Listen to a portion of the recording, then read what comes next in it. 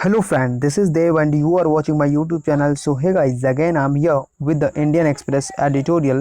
So hey guys, एक बार फिर से मैं सभी का स्वागत करता हूँ आज के वीडियो में। और आइए आप हम सभी मिलके और सीखते हैं आज के एडिटोरियल को और जानने की कोशिश करते हैं क्या है खास आज के एडिटोरियल में।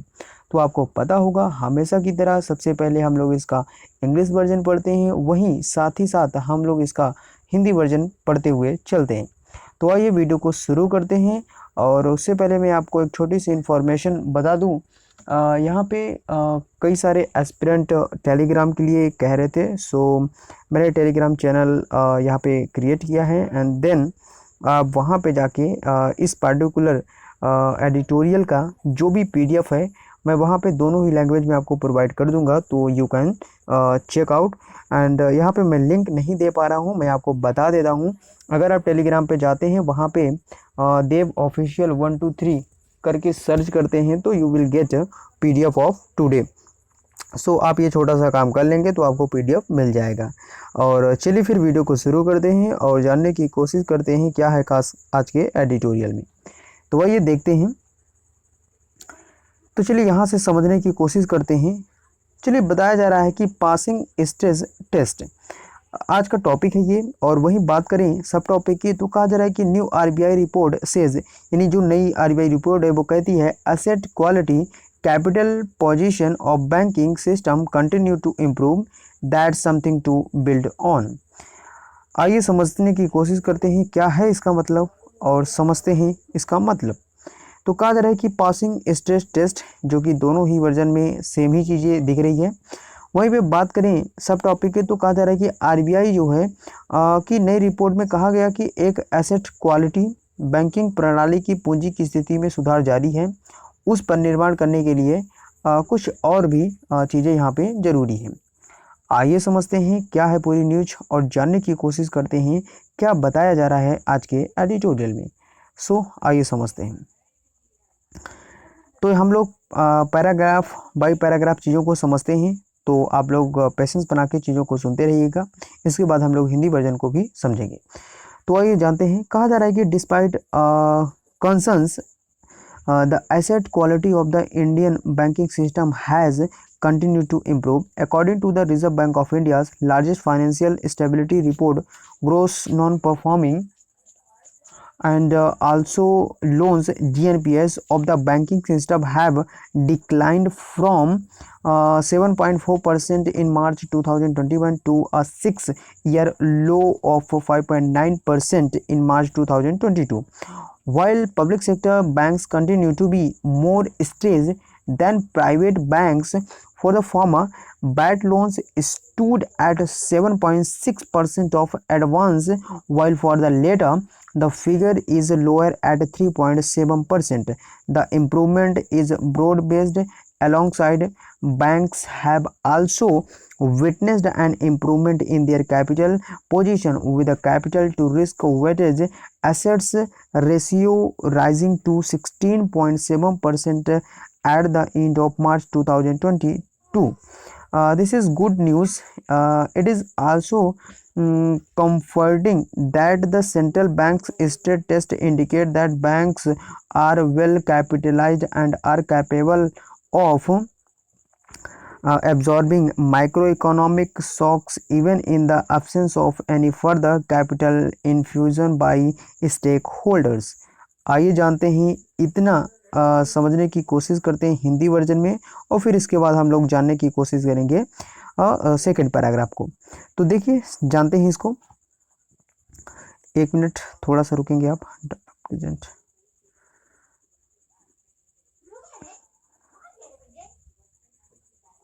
चलिए जानते हैं। एक मिनट थोड़ा सा रुकिए आप। ठीक है, आइए जानते हैं। कहा जा रहा है कि चिंताओं के बावजूद भारतीय बैंकिंग प्रणाली की परिसंपत्ति गुणवत्ता में सुधार जारी है। भारतीय रिजर्व बैंक की नवीनतम वित्तीय स्थिरता रिपोर्ट के अनुसार बैंकिंग प्रणाली का सकल गैर निष्पादित ऋण, जिसे जीएनपीएस कहा जाता है, मार्च 2021 में 74% से घटकर मार्च 2022 में 6 साल के न्यूनतम 5.9% पर आ गया है। जबकि सार्वजनिक क्षेत्र के बैंक जारी हैं, निजी बैंकों की तुलना में अधिक तनावग्रस्त हों, पूर्व के लिए खराब ऋण अग्रिमों का 7.6% था, जबकि बाद के लिए यह आंकड़ा लगभग 3.7% से भी कम है और ये एक सुधार व्यापक है। साथ ही बैंकों ने अपनी पूंजी की स्थिति में भी सुधार देखा है। मार्च 2022 के अंत तक पूंजी से जोखिम भारित संपत्ति अनुपात 16.7 प्रतिशत तक बढ़ गया। यह अच्छी खबर है। यह भी सुकून देने वाला है कि केंद्रीय बैंक के दबाव परीक्षण से संकेत मिलता है कि बैंक अच्छी तरीके से या फिर अच्छी तरह से पूंजीकृत है और हितधारकों द्वारा आगे किसी भी पूंजी के अभाव में माइक्रो इकोनॉमिक झटके को अवशोषित करने में सक्षम है। अब चलिए चलते हैं नेक्स्ट पैराग्राफ को समझने की कोशिश करते हैं और यहाँ पे देखेंगे।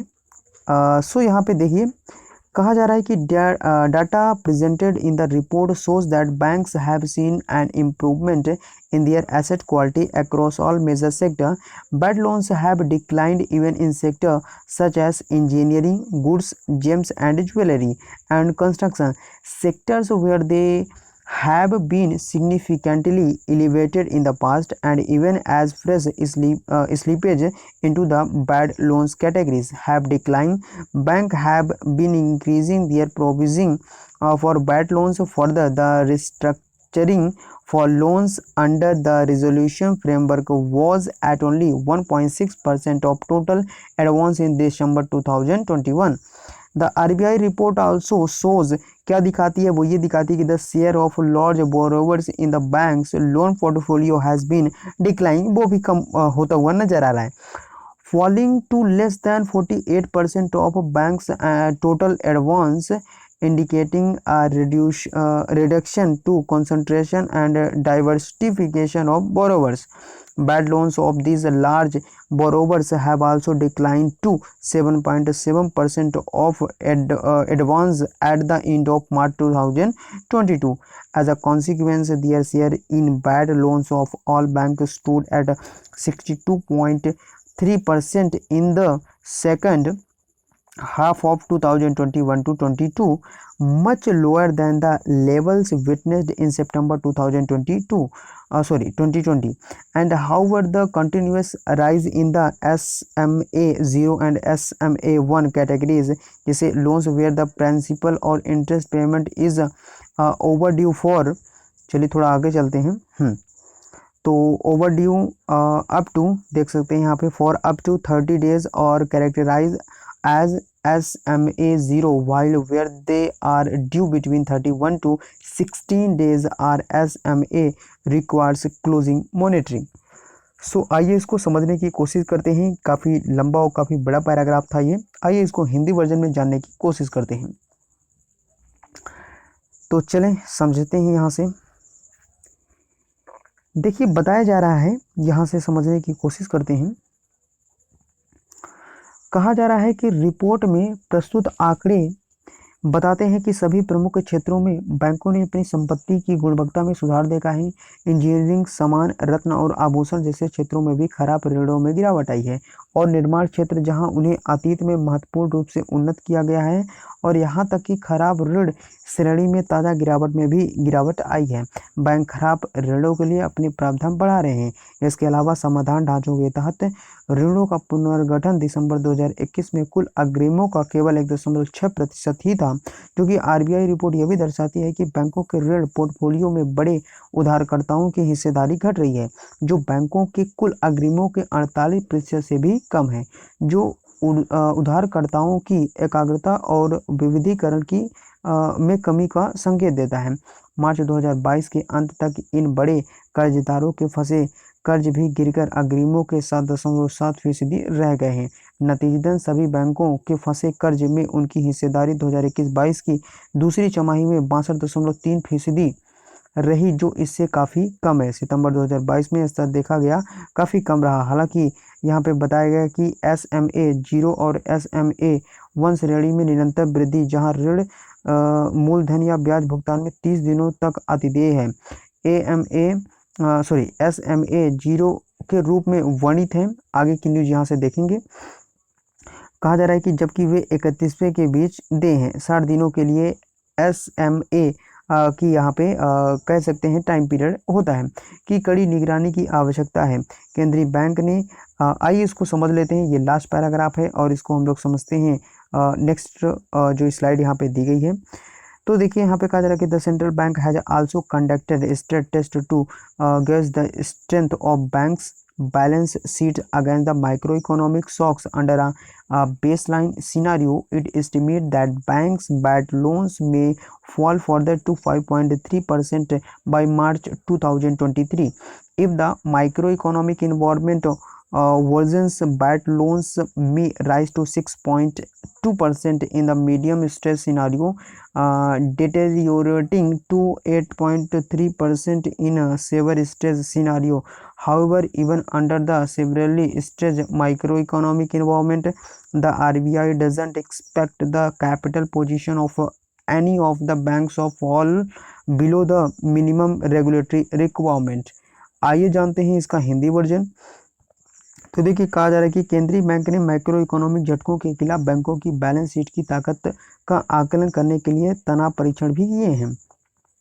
बेसलाइन परिदृश्य के तहत यह अनुमान लगाता है कि मार्च 2023 तक बैंकों के बैड लोन यानी 5.3% तक गिर सकते हैं यदि माइक्रो इकोनॉमिक माहौल बिगड़ता है तो। आगे कहा जा रहा है कि मध्यम तनाव परिदृश्य में खराब ऋण 6.2% तक बढ़ सकता है, जो गंभीर तनाव परिदृश्य में 8.3% तक बिगड़ सकता है। हालांकि गंभीर रूप से तनावग्रस्त व्यापक आर्थिक माहौल में भी आरबीआई किसी भी बैंक की पूंजी की स्थिति न्यूनतम नियामक आवश्यकताओं से नीचे गिरने की उम्मीद नहीं करता है। ये आज का एडिटोरियल था गाइस, एंड आई होप कि आपको सारी ही चीज़ें बहुत ही सिंपल तरीके से समझ में आ चुकी होंगी। यहाँ पे एक बार मैं आपको फिर से बता देता हूँ जो भी इंपॉर्टेंट पॉइंट्स है, जो डेटा यहाँ पे प्रोवाइड किए जाते हैं, please try to write in your notebook की उसको लिखने के बाद आप दोबारा रिवाइज भी कर सकें, क्योंकि ज़्यादा इंपॉर्टेंट वही है जो आपने पढ़ा है उसको मल्टीपल टाइम रिवाइज कर सकें। चलिएगा इस वीडियो को यहीं पे एंड करेंगे और उम्मीद करता हूँ चीज़ें आपको समझ में आ रही है। और एक बार मैं आपको फिर से रिकॉल करा देता हूँ, अगर आपको इस वीडियो की पीडीएफ चाहिए दोनों ही लैंग्वेज में तो आप जाके टेलीग्राम में देव ऑफिशियल 123 करके सर्च करेंगे तो वहाँ पे फोकस का लोगो आपको दिखेगा, वहाँ पे आप जाएंगे। तो अभी वहाँ पे ज़्यादा मेंबर नहीं है क्योंकि अभी मैंने रिसेंटली ही उसको क्रिएट किया है आप लोगों की डिमांड के अकॉर्डिंग। तो चलिए फिर वीडियो को हम यहाँ पे एंड करेंगे और उम्मीद करता हूँ आपके जो भी डाउट्स हैं वो सारे क्लियर हैं। अगर किसी प्रकार का कोई भी डाउट होता है आप उसको कमेंट बॉक्स पे जरूर राइट करें, I will try to answer you. चलिए मिलते हैं नेक्स्ट वीडियो में। So till then take care and see you. जय हिंद।